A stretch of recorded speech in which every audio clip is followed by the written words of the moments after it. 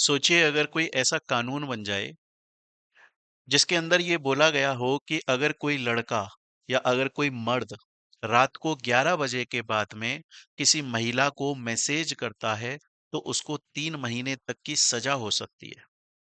उस व्यक्ति के उस मर्द के द्वारा किए गए मैसेज को यौन उत्पीड़न सेक्सुअल हरेसमेंट माना जा सकता है।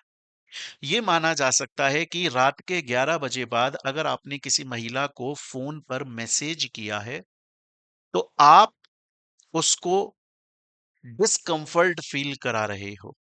आप उनको यौन उत्पीड़न सेक्सुअल हैरेसमेंट कर रहे हो और इसकी वजह से आपको 3 महीने तक की जेल दी जा रही है। सोचिए अगर कोई ऐसा ऐसा अगर कोई लॉ ऐसा कोई कानून बन जाए, आपका क्या रिएक्शन होगा? और ये बात मैं इसलिए बोल रहा हूं क्योंकि ऐसा कानून एक्चुअली में है। सर ये कहां है? मुंबई हाई कोर्ट ने और 2026 के नए कानूनी फैसलों के अनुसार अगर कोई मर्द किसी महिला को उसकी मर्जी के बिना मैसेज करता है, कितने बजे के बाद में?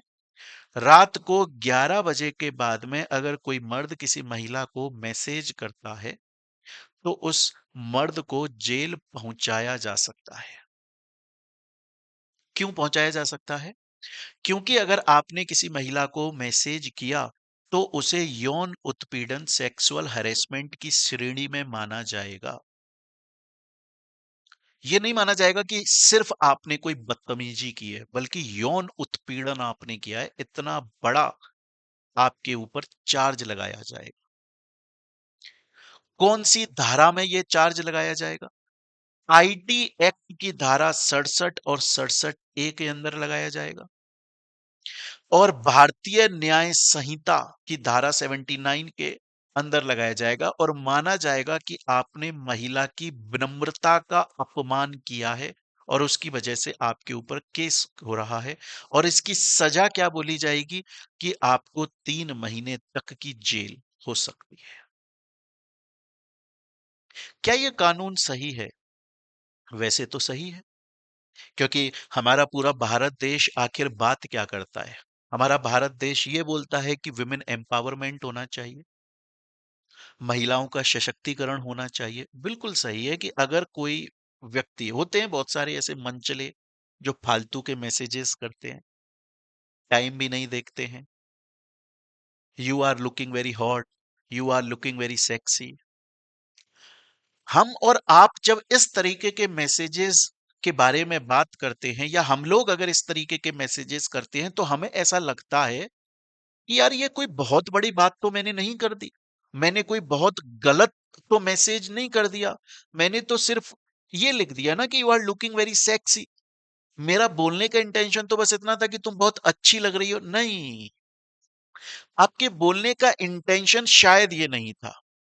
आपके बोलने का इंटेंशन वही था जो आपने लिखा है, you are looking very sexy. आप इसे गलत दिशा में लेकर जा रहे थे। ऐसा क्यों? क्योंकि सोचिए कि अगर ये मैसेज हमने किसी को नहीं किया, हमारे घर में कोई बच्ची है या बहन है और उसके पास में अगर कोई ये मैसेज करता है, तो फिर अब देखिए, अब जब हम उस लड़के को कन्फ्रंट करेंगे, पकड़ेंगे और हम उससे बोलेंगे कि ये क्या मैसेज किया है, और अगर वो बोलेगा कि मैं तो सिर्फ इतना बोल रहा था आपकी बेटी को, आपकी बहन को कि तुम बहुत सुंदर लगती हो, तो बोलेगा नहीं नहीं नहीं, तुम ये नहीं बोल रहे थे कि मेरी बेटी या मेरी बहन बहुत सुंदर लगती है। तो जी हाँ, इस तरीके के जो कानून बनाए जा रहे हैं वो सही हैं, गलत नहीं है, लेकिन लेकिन जरूरी ये भी है कि ये भी चेक किया जाए कि क्या सभी महिलाएं इस कानून को सही तरीके से यूज कर रही हैं। कहीं ऐसा तो नहीं है कि गलती एक्चुअली में महिला की है और सजा बेचारा इंसान मर्द भुगत रहा है, क्योंकि ऐसा बहुत बार देखा गया है। ऐसा बहुत बार देखा गया है कि मर्द की गलती नहीं है, बल्कि सामने वाली जो महिला है उसने कोई डिमांड करी है, कोई शर्त रखी है जो मर्द पूरी नहीं कर पा रहा है और उसकी वजह से वो बोल रही है कि अब देख तू गया, मैं तेरे को केस में फंसा दूंगी। क्योंकि ये बातें हमें बहुत बार देखने को मिलती हैं। जैसे जैसे आप यहां पर देख पाएंगे, ये जो इनको आप यहां पर देख रहे हो, ये भारत के सर्वोच्च न्यायालय मतलब सुप्रीम कोर्ट की न्यायाधीश है। सुप्रीम कोर्ट भारत के सर्वोच्च न्यायालय की, इनका नाम है जस्टिस बीवी नागरत्ना। और इन्होंने ये बोला है कि लड़के लड़कियों से शादी करते हैं और शादी करने के बाद में उनका अपमान करते हैं, उनके घर वालों का अपमान करते हैं, ऐसा नहीं चलेगा।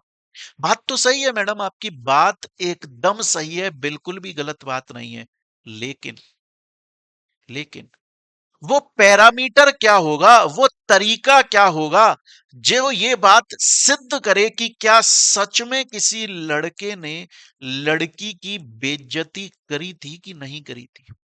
क्योंकि सोचिए, आज लड़का यहां पर पति है ना, और लड़का यहां पर पति है और लड़की जो है वो पत्नी है। तो आज अगर कोई पत्नी और पति के बीच में छोटा सा मनमुटाव हो गया, पति ने इतना बोल दिया कि आपके हाथों की बनाई हुई सब्जी मुझे अच्छी नहीं लगी, और पत्नी अगर बिगड़ गई इस बात पर और उसने ये केस फाइल कर दिया कि भैया ये तो मेरे मर्जी के खिलाफ कुछ काम करता है, मैं तो इसे रेप मानती हूं, उल्टे सीधे काम करता है, मेरी बेइज्जती करता है, मेरा अपमान करता है, वो बेचारा लड़का अपनी सफाई में क्या प्रूव कर पाएगा। क्या यह जरूरी है कि सभी को अपने घरों में सीसीटीवी लगाने चाहिए? अगर ऐसा है तो बड़ी दिक्कत की बात है, क्योंकि घर में सिर्फ हमारी बीवी नहीं रहती, माँ बहन बेटी भी रहती है। हर कोई सीसीटीवी अफोर्ड भी नहीं कर सकता है। तो ये जो कानून बनाए जाते हैं, ये बहुत अच्छी बात है, बनाए जाने चाहिए। महिला सशक्तिकरण के लिए ये कानून बनाए जाने चाहिए।